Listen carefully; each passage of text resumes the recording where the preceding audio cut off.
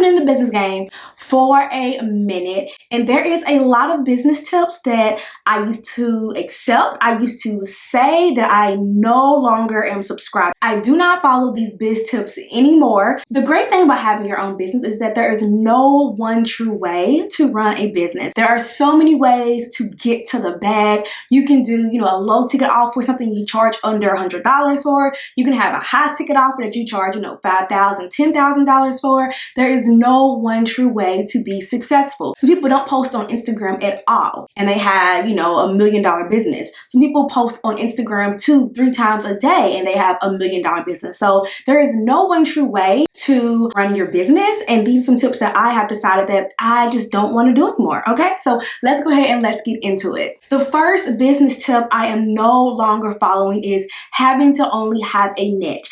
For the longest, everyone kept saying niches, niches, niches. Niches lead to riches. You gotta have a niche, whatever you call it. Like, that was something that everybody always talked about. And for myself, I even said as well, like, you gotta have a niche. Whereas now, I feel like you just have to have a niched audience. You don't have to only do one thing and talk about one thing all the time. You can have a beauty channel, which is what I have. You have a beauty channel, right? And you don't have to only just talk about beauty. You can talk about fashion. You can talk about lifestyle. You don't have to niche down. You just have to have a niche audience. So let's say that niche audience, they like your makeup tutorials. Well, they may also like, your tutorials on style. They may also like your content on fashion. They may also like your content on self-care. They may also like your content about being a mom, right? They may also like your content around, being a wife. So you don't have to niche it down and be in a box. I struggled with this for the longest because I felt like I had to be in this box. I came from a beauty background online. My personal brand was hands down a beauty background.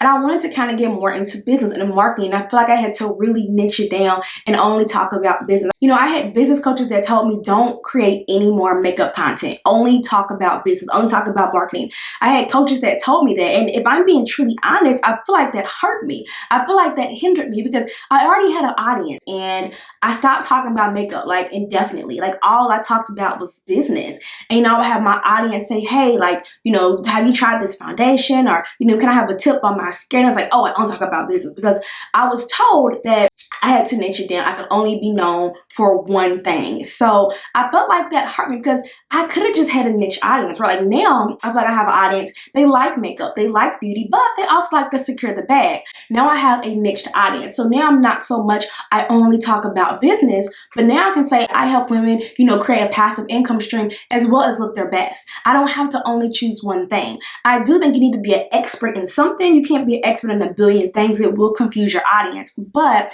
I do think you don't have to decide on just one niche. You can have a niche audience. I think maybe back in the day that worked, but now people don't want that. People don't only just want to see one side of you. They want to see the multiple layers of you. They don't just want to know you for business and that's it. They want to know the other layers of you. Yes, you're a business coach, but what else? Are you a mom? Are you a wife? Are you a Christian? Do you like to ski on the weekends? Let us know what else you do.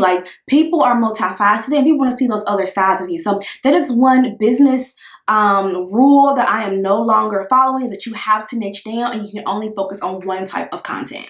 Now, this is something that I used to say as well, and I 100,000% no longer agree with. And that is that you only have to have one offer. I do not agree with this. I feel like a lot of people I followed when I've really started getting heavy into digital marketing, they always talked about only having one offer. So I felt like I always had to have one offer, and that was so difficult to me because I had one offer, but I always felt like there's other things that I want to teach on, I want to share, but I can't because I only have this one offer. And I didn't really like that. Now I feel like you can have as many offers as you want as long as it makes sense for your business. Now, I don't think you should have 1 million courses if only 2 courses are selling. I also don't think you should have 1 million courses on 50 billion topics, but I do think it's okay to have more than one offer. Now, I have more than one offer, and I'm very happy having more than one offer. I have an offer that teaches you all about how to create an online course. I have an offer that helps you with video content and creating YouTube content. I have multiple offers. That is okay. I am okay with that. For the longest, I feel like, again, I had to put myself in this box of only having this one niche, only having this one offer. I don't agree with that anymore. You do not have to have one offer. And if I'm being honest, I feel like having more than one offer has helped me because I have low ticket offers as well as high ticket offers. My low ticket offer for those who feel like, they're not ready to commit to a large program. They want a quick fix. They want a taste of my teaching style. There's those low ticket offers. Then I also have my high ticket offer, which is my bankable expertise program, which is super thorough, which is, lots and lots and lots of resources and information. It's a huge transformation that you get inside of bankable expertise, my program all about creating your first online course. It is a large transformation that you get inside the program. People who are not ready to commit to that, I also have other offers for them. For example, if you want to get started with YouTube, maybe you're not ready to create a course. If you want to get started with YouTube, I can help you with that. So I have an offer all about that. So I do not feel like you only have to have one offer. I do not feel like you only have to have one high ticket offer. You can have multiple high ticket offers. You can have a mastermind that is, 5 figures. You can have a course that's 4 figures. You can have a course that's 5 figures. Like, you do not have to only have one offer, and it does not have to be a high ticket offer. And high ticket just means, internet says differently, but generally a high ticket means over 1,000, but you do not only have to have one offer. You can have multiple offers. Number 3, doing things that do not align with me. I have come to the conclusion, I am okay with it. I accept it. I will never be the kind of person, no, I'm not gonna say never. Never say never. I am not the kind of person that likes to post every single day on Instagram or social media. Like, I cannot. I don't like doing it. If I have to post 3 times a day on Instagram to make money, it's going to be really hard for me to make money. If I have to post 3 times on Instagram every single day just to see revenue, it's going to be extremely difficult for me. I have learned that if it can't be batched, it's going to get scratched. I like to batch my content. That's just how I am. I can take a day, I can record all my content and schedule that content out. Here's the thing, there are so many ways to grow your business. You do not have to have an Instagram to make money online. You do not need a YouTube to make money online. You do not need a podcast to make money online. And if there's any business guru out there that tells you there's only one way to run your business, run far away, because there is not one way. And for me, people say, oh, well, you post 3 times a day on Instagram, your following is going to grow, all this stuff. I did a challenge just like that. Post twice a day, post 2 reels a day. I did the 2 reels a day challenge for Instagram. I'm going to be honest, I did see growth, but the minute I stopped posting 2 reels a day, I saw all of those subscriber numbers. I lost all of it, right? And it's just like a never ending up and down cycle, having post every single day. And when I thought to, it was like, man, like my revenue for the work I'm doing, my revenue doesn't really match it. Like posting twice a day, every single day, I saw a bump in revenue, yes, but it wasn't a substantial amount, not enough for me to feel like it was warranted. And I didn't enjoy it. I didn't like posting every single day, twice a day on Instagram. I was truly burnt out. It was a lot for me. So I'm like, you know what? Let me do what aligns better with me. What aligns better with me? I like long form content. I like YouTube. I like content that I can post once and it will work for me over and over and over again.